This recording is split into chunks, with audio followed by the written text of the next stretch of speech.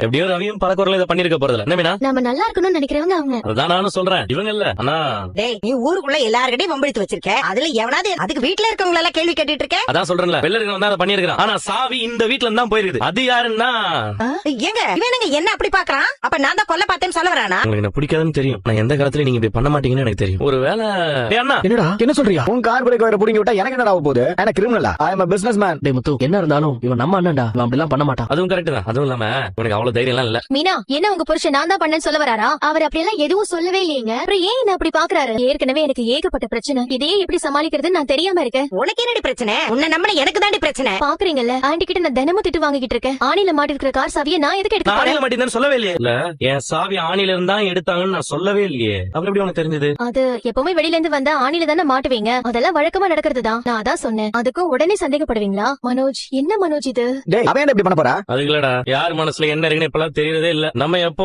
ஏதோ செஞ்சு வச்சு அதுக்கு பழி தீக்கிறதுக்கு இப்ப வச்சு செஞ்சுட்டு போயிடுறாங்க. ஆமா, கரெக்ட் தான். இவங்க மாமான்னு சொன்னால நீங்க தானே வீட்டு கூட்டிட்டு வந்தீங்க. அந்த கோவம் ரோஹினிக்கு இருக்கும்ல. என்ன ஸ்ருதி, நீங்க இப்படி எல்லாம் சொல்லிட்டு இருக்கீங்க? இல்ல, நீங்க பண்ணீங்கன்னு சொல்லல. அந்த கோவம் இருக்கும்னு தான் சொல்றேன். அதான் நானும் சொல்றேன். ஒருவேளை அதுக்கு பழி வாங்குறதுக்குன்னு ஏதாவது பண்ணிருக்கலாம்ல. என்ன பேசிட்டு இருக்கீங்க முத்து நீங்க? அதுக்காக இந்த மாதிரி மோசமான வேலையெல்லாம் யாராவது செய்வாங்களா? இந்த பார்த்தா என்ன கொடுமைக்காரி மாதிரி தெரியுதா உங்களுக்கு? அங்கிள் பாருங்க, இவர் என்ன சொல்றாருன்னு. முத்து விடுறா, நம்ம வீட்டுல யார் அப்படி பண்ண போறா? வெளியிருந்து கூட யாராவது சாவி எடுத்துருக்கலாம்ல. இல்லப்பா, நம்ம வீட்டுல இருந்தாப்பா சாவி வெளில போயிருக்கு. அது மட்டும் எனக்கு நல்லா